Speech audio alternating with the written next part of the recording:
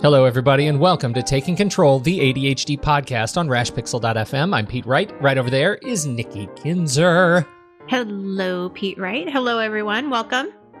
We are talking about our negative spiral, the shame spiral. Kind of. Oh, kind of. Okay.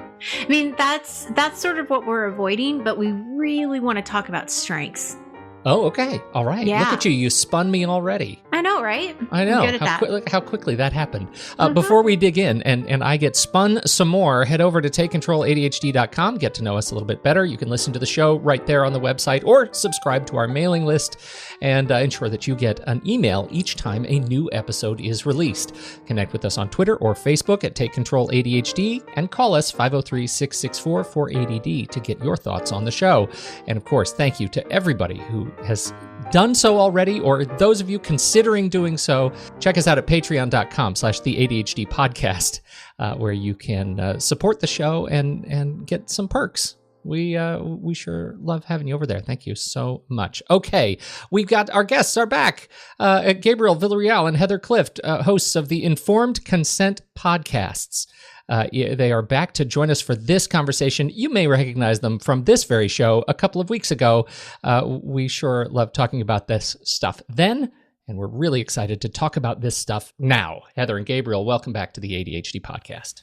Yeah, thanks for having us back. So as I was telling Pete, it's not so much about shame or negativity that I want to emphasize. I want to emphasize on the strengths of ADHD, because one of the things that you said, Gabriel, in our show the last, is you really talked about how ADHD was a strength in your eyes, and that's how you saw it. And I just would love for you to share what you mean by that and how you get there and what you teach your clients and any information that you can give to our listeners about ADHD and strengths. I want to hear it. Yeah, so we've been on the podcast before. You guys know that I have a podcast. I have a part-time job doing community mental health stuff. I have a part-time private practice, ADHD counseling in the Roanoke Valley, where I specialize in, obviously, ADHD. And I own and coach at my gym, Lost Boys Strength and Conditioning.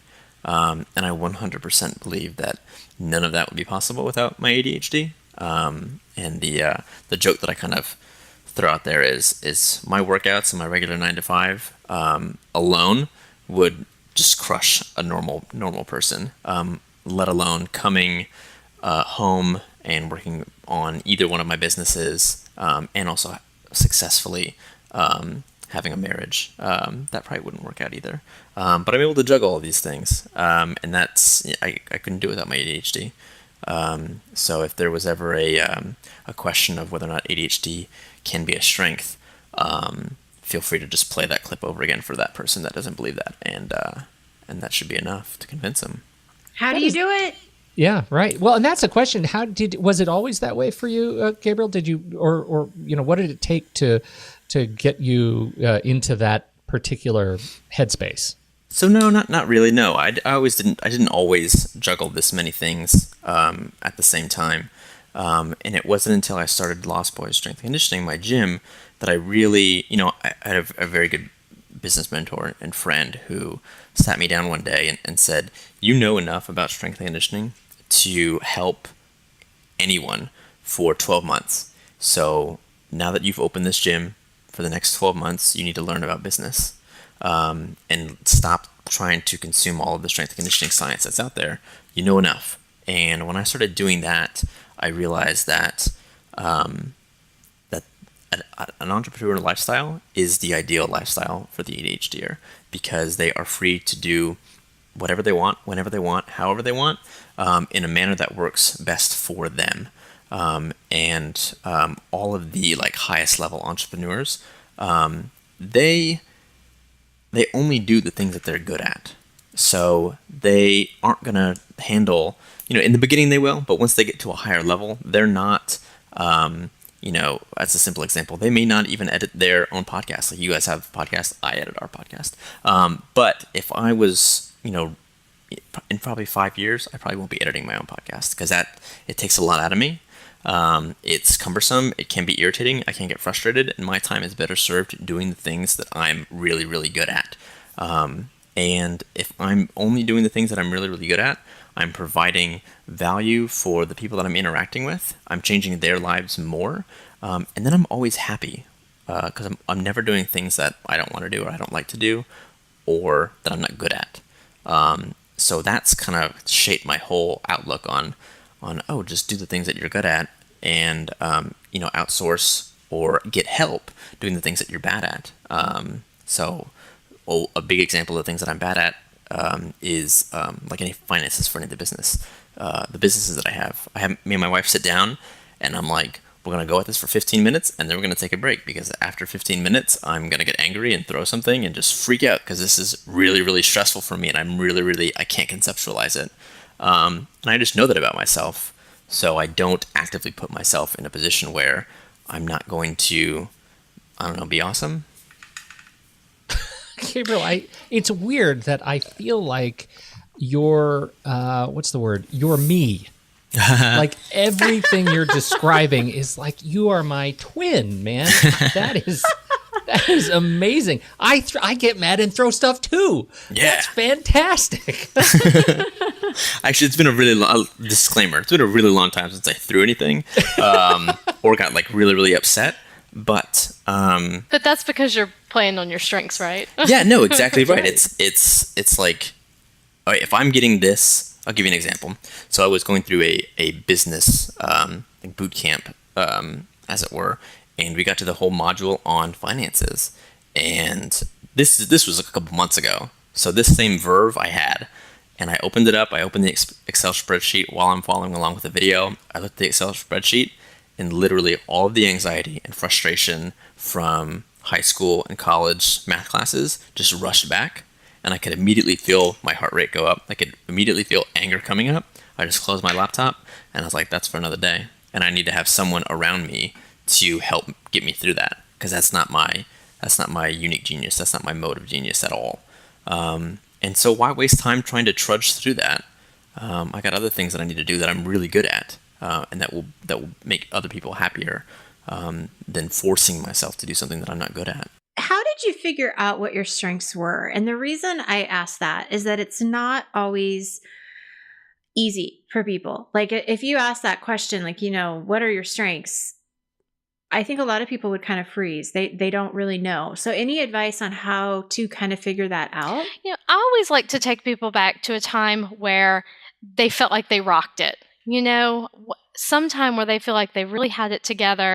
Things went really well. And that can be hard to pinpoint. So you might have to spend a little time digging around.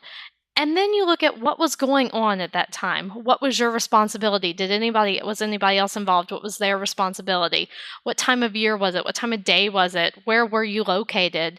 What were the personalities around you, kind of thing. So in what environments do you thrive? Mm-hmm. Yeah, I'm big on what I call positioning. And I think in our last podcast, I gave the example of Superman. Superman's not Superman under a red sun. He's just like a normal dude, like you or I. But when you put him under a yellow sun, he's Superman. He can fly. He's super strong, and all that jazz. So where are you? We can use this. Where are you? Where can you fly? I mean, realistically, where do you find yourself really getting into that hyper-focused state and really feeling productive? And that may be a clue what you're really, really good at. So for me, I really got into like flow states or hyper-focused states when I played soccer growing up. So I knew that kind of physical activity was really, really good for me. And when I think I shared this in the last podcast, when I was in college going over psychology and stuff, and then even in my master's, time would just fly by while I was learning this stuff. So that was a clear indicator that I'm really good at this stuff and I really like this stuff because I can get into this hyper-focused state. Now, of course, we can't argue that and I do it too, where it's like, all right, I'm going to do this last thing, and then you kind of come out of that hyper-focused state, and it's 3 hours later, and you got that thing done, and you got a whole bunch of other things that don't really matter, and you didn't really need to get done. So there is kind of a fine line. So I think the key is, where are you most productive?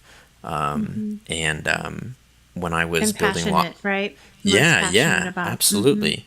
when I was building Lost Boys in my practice, my wife worked 3 12s on Friday, Saturday, and Sunday, so I knew that was my go time.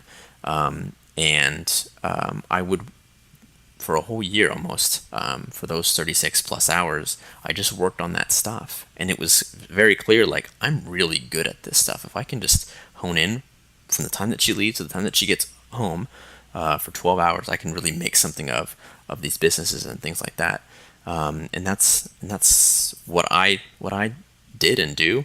But in terms of finding other people's strengths, if they've never had that hyper focus or they've never had those flow state experiences, I just use the Vanderbilt and just say, like, we're going to take the Vanderbilt, whatever this says that you suck at, we can flip it and make them all strengths. So you can't sit still and you're really hyper.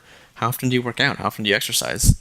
Let's go do that. And then even flipping it and saying, you're still going to be like this when you're 60, 70, 80 years old. And that's an awesome thing, because the 60, 70, 80-year-olds that I see don't get off the couch, like, at all. And if they do, they're not moving very well or very fast. And what kind of life is that? Look at it. Yeah, right. Yeah, I mean, what kind of quality of life is that? But if you can't sit still, you're always going to move. That's going to be wonderful as you get older and older and older again. So that's, take a Vanderbilt and flip whatever it is you have. So really try to identify what those strengths are, look at what you're passionate about, what you're hyper-focusing on. And what I'm also hearing, and I know this is why Pete's saying you're me, is choosing a profession and a job that fits you is obviously going to be a big deal, because we spend so much time at work. Yeah, life's too short to be miserable at really crappy jobs. So, I mean, do what you love. And I mean, I say that, and I'll preface it by saying, like, I love what I do, but I worked every weekend from Friday till Sunday night straight for like 12 to 16 months to build what I have right now, to kind of get me here. So this isn't one of those things where it's like, find what you love and then quit your job, and like, to everyone else, they can just, deal with it and you're going to be super successful. It's like, no, man, you got to work for this lifestyle. You have to work for the privilege to continuously put yourself under that yellow sun. It's not a wake up one morning and I'm gonna do it type of a thing. So what I'm hearing you say is we don't want to be impulsive and go into our jobs tomorrow and say, I quit, without having the work put into it and really a plan on what you're going to do next. Yeah, that's not... And we don't want to be irresponsible. Yeah, no. No, especially not as parents and spouses and all of those things that we are, yeah. It's tough because I have a person I'm working with right now who is really miserable in their job, and trying to navigate that water, that ocean of what to do and how to do it and when are you comfortable. I'm just curious from your guys' standpoint, when you do have a client that comes in and you can tell that part of the job is what's making them miserable because it's not supporting their ADHD, it's not supporting their happiness, ADHD or not, they're just not happy. What do you say? How do you help them in that regard? What would you be doing? What hours would you work? What setting would you work in, kind of thing? And just kind of walking yourself through that would look like, because that can really bring up for you, what are the options? Here's what you would like to have a job that works mostly in the evening. So what are the options in this area for you to do that if you don't want to move or moving is not okay, and then who would be around when you're doing that? And that kind of gives you an idea about what type of work setting you're drawn to and that would work better for you. Mm-hmm. Mm-hmm. I totally forgot about that exercise. Mm-hmm. It's the perfect day exercise. Totally good job, Heather. That's why Heather's here. Good job. We're all doing a great job. Yeah. So no, I completely forgot, but I remember I've done that exercise 3 times since 2013. It's looked a little different every time, but every time that I've done it, I've gotten closer and closer to it. And I think it's a really good idea, especially if maybe you have a friend or a spouse or a client that you can kind of see, like, man, maybe they're not really happy in this job, but they're not either ready to admit it or they don't know that they're unhappy yet.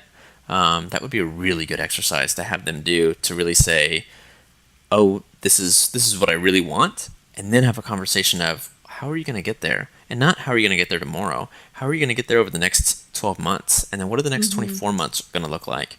And that can be overwhelming to the ADHDer, but I think it's let's just do a little bit, or let's keep that vision alive.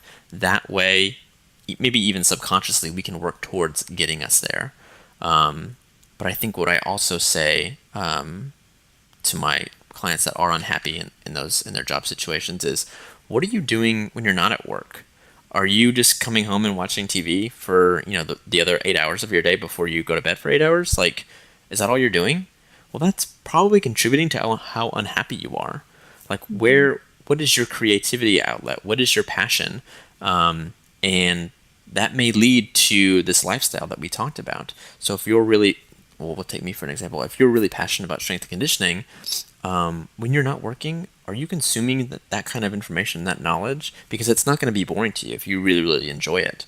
If you looked at my Audible account and my Stitcher account, I probably have 2 separate master's degrees in business and in strength and conditioning because of the amount of information that I've consumed over these last couple of years. So it's not something that you can just kind of flip on and go. You need to put in the time and just kind of experiment. What really lights your fire? What really kind of interests you? And maybe you can make it into a job or into a career that supports this lifestyle. But maybe you just fill your other 8 hours with awesome stuff that you really, really like, instead of just watching TV and sitting down for, all of that time. I want to just a reminder of folks. We talked about that the ideal week schedule. Nikki, you remember that? It was a long time ago. Yeah, we did, and actually afterwards, I took out my calendar and I did my own ideal week. Mm-hmm. I still live by that, and one of the things I did at the time was that I went into my calendar on my computer and I turned off all the calendars that I have. You have multiple calendars and colors and things like that, and I have my main primary calendar, and I'm also subscribed to my wife's calendar, my kids' calendars. I turned all of those off. So it's just a blank slate. And I created a new calendar after I went through this exercise. And I just put every minute scheduled in a nice, vibrant yellow, right? And that, so I can see, this is what time I'm going to sleep every night. And this is what time I'm going to ideally wake up. And this is when I'm going to have personal time. This is when I'm going to eat lunch. This is when I'm going to work out.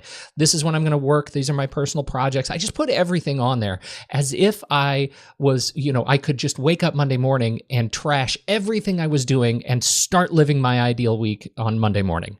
And then I turned back on my calendar, and it is enormously empowering when you see yourself, just that visual cue, that indicator, that reminder that you have this ideal, and you can start massaging your sort of real world into that ideal once you have the visibility of it. And that, it's been years now that I've had this calendar. I hide it most of the time now, but when I need a pick-me-up, I just turn that on and look at the overlay of what I'm really doing in my life compared to what I want to do or my ideal. And it goes a long way to getting out of that spiral when you realize, I'm really pretty close. That's, I'm pretty close, or I'm moving in that direction, or I'm making a decision for tomorrow that moves me one step closer to that ideal. Mm-hmm. Well, and something I want to say about what Gabriel said, what I like about your response to, okay, well, maybe it's not going to happen tomorrow where you get this new job, but you're going to be researching and you're going to be looking at what you're doing outside of this job and what are your strengths? What are you passionate about? But what I specifically want to point out is that when you're looking for those things and you're starting to look outside of your current job, it's giving you hope. It's giving you a place where you're not stuck anymore. Like I'm actually now taking some action to take myself out of this stuckiness, which I know is not a word, but I love it anyway. Just commit. It's a word I'm now. I'm committing to it. Yeah. But you're empowering yourself to know that you can take action and you're not stuck anymore.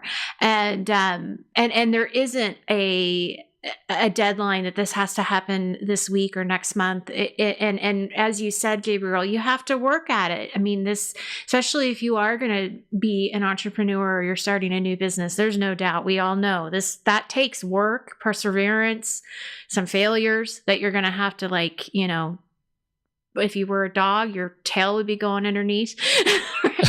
I mean, there's just a lot of stuff that goes into that. But I just love the fact that there's hope. You don't have to stay here. And look at your options. Look at your options and what's possible. Yeah, and I think it's helpful for your listeners to know that, like, I'm not there yet. Like, I talk about this stuff, but I still have a part-time community mental health job that's, you know, not always the greatest thing ever. And I still have to be there to support my family. So it's a journey, you know, but if you can kind of get step by step closer to that thing, then eventually you'll gain momentum, and it's like, oh, well, I actually am almost there. Like Pete said, I'm really close to what I want, what I need. So yeah. Great. Very inspirational. Thank you, guys. This is great. I love this conversation. Well, and I'm kind of a list person, so I like to see things written out in front of me. So I always like to pick like 2 or 3 things that I'm going to do this week that either moves me forward, or they're just things that I haven't been able to do that I really want to get in there that feel good to me. And then as I do them, I mark them off so that I feel like, hey, you know, it just kind of bumps up your confidence a little bit that, yeah, I can do this. Yes. There is a Steve Jobs quote, and I'm going to completely mess it up because I don't have it in front of me. But the point of it is go to bed, you know, doing at least one thing towards your goal. So, you know, you wake up in the morning, you have goals, you do one thing, you go to bed knowing you at least did one thing. And I know I'm messing it up completely, but it has always resonated with me ever since I saw it, because I just think if you can just do one thing, no matter how small it is, that just keeps you moving forward. And whether it's a list that you have in front of you, or some kind of, you know, we've talked about vision boards before, how important those can be. Having that stuff in front of you is that reminder that it's important. And with ADHD, it's too easy to forget. It's too easy to get distracted and go into, unfortunately, that shame spiral that we started to kind of talk about that I want to avoid. But I think having those reminders around us is really important. Huge. Yeah, I'd like to add, 3 things, and let's see if I can keep them all in my head. Yeah, you have about 5 minutes. Yeah, shame spiral. And he has no list. I have no list. Shame spiral. What I want to say about that is that's more about either fear of failure or that you have failed. And coming from an entrepreneur, you need to fail. You need to fail every day. If you fail, then that is more data for you to figure out how to be more successful later on. Let's shift this mindset and find your failures every day, and then ask yourself, how do I avoid that next time? And if you, I think I heard Tony Robbins on Instagram say, how many times would you let your baby, your infant baby, fall before you picked them up and said, nah, walking's not for you. You can't do it. Don't worry about it. That would never happen. So, apply that same, so apply that same mentality to your passions and your lifestyle design. Speaking of lifestyle design, Heather said that we do have an ebook all about mapping out your goals we launched it at 2017. I think maybe 2 people downloaded it. But it's really nice. We'll put it in the show notes. Yeah. Put it in the show notes. It's like a couple pages, but it kind of walks everyone through it's fill in the blank perfect day type of a thing. And I know I've done it. And it kind of helps get everything under in order. So lists. Yeah. Number 3, I got them all. These things of getting closer and closer to what your goal is all just reps. And I'll use the strength and conditioning metaphor. If you wanted to be a power lifter, and you need to go to a competition to become a power lifter, and you knew you had to squat 400 or 500 pounds, you wouldn't wake up day of, get under the bar and say, let's take this for a ride. There's no situation where that works out. So you 3 years before, you find a barbell, you find a gym, and you squat just the barbell. And then maybe the next week you add 5 pounds, and then you squat the barbell. And then the next week you add 5 more pounds, and then 5 more pounds, and then more reps and more reps. And you get closer and closer to your goal. I'm oversimplifying it, but you guys get the general idea. Like, you have to put the reps in to get to your goal. You know, it's not an overnight thing. I am friends with a few world record powerlifters, and all of them conceptualized their world records as, this is going to be a 10-year journey. This is going to be a 5-year journey. This part of like this next, like 5 pounds that I have to get is going to be 3 years of my life, just trying to get these extra 5 pounds on this lift. So let that be your barometer for what your goals are and where you want to be in your life. That it's not going to be a quick fix. You are going to fail, hopefully daily, and you're going to learn from that, and you're going to get where you need to get. That's a great. Love it. Is that a good place to leave us, Nikki? I think it's a great place. Those are great words to close us out. Gabriel, thank you guys so much for joining us once again. Gabriel Villarreal and Heather Clift are back from Informed Consent, and we hope this is their second time. We hope that there are many more to come. Thank you, guys. Thank you for having us. We appreciate it. Yeah, thank you. This has been a great fun. All the links in the show notes. Swipe over in your podcast machine, and you'll see links to all of the resources that they've mentioned, including that ebook download. We'll make that. We'll see if we can drive that to the New York Times bestseller of downloadable ebook content. Yay! That's a list they're going to start as a result of this. Thank you guys so much. On behalf of Nikki Kinzer and our fantastic guests, I'm Pete Wright. We'll catch you next time right here on Taking Control, the ADHD podcast.